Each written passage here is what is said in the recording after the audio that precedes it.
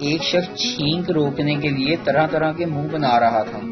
ساتھ بیٹھے آدمی نے کہا، بھائی چھینک کیوں نہیں لیتے؟ اس آدمی نے کہا، بھائی میری بیوی نے کہا تھا کہ جب تمہیں چھینک آئے تو سمجھو کہ میں بلا رہی ہوں۔ دوسرے شخص نے کہا، تو اس میں پریشانی کی کیا بات ہے؟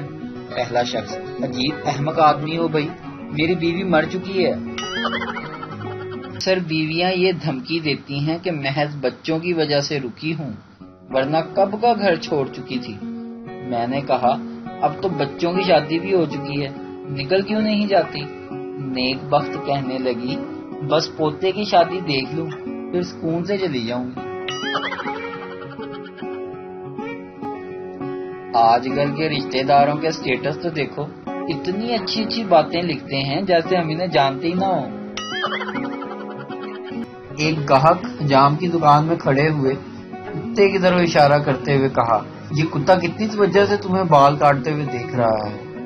حجام نے بے نیازی سے بال کاٹتے ہوئے کہا، کبھی کبھی گاہک کا کان کٹ کے نیچے گر جاتا ہے، یہ کمینہ اسی کے چکر میں کھڑا رہتا ہے۔ ایک لڑکی کو نامعلوم نمبر سے فون آیا۔ لڑکا، ہیلو۔ لڑکی، کون ہو تم؟ میں کسی اجنبی سے بات نہیں کرتی۔ لڑکا، میری بات تو سنو۔ لڑکی، مجھے کچھ نہیں سننا، میں شادی شدہ ہوں اور میرے پاس بہت اچھا شوہر ہے۔ لڑکا، اور وہ شوہر ہمارے پاس ہی ہے، میں سٹی تھانے سے بول رہا ہوں، اپنی شوہر کو آگے لے جاؤ، لڑکی کو چھیڑتا پکڑا گیا ہے۔ ویڈیو دیکھنے کا شکریہ۔ لائک کیجیے ہمارا پیج NTV اردو، اور ویڈیو پسند آئے تو ضرور شیئر کیجیے۔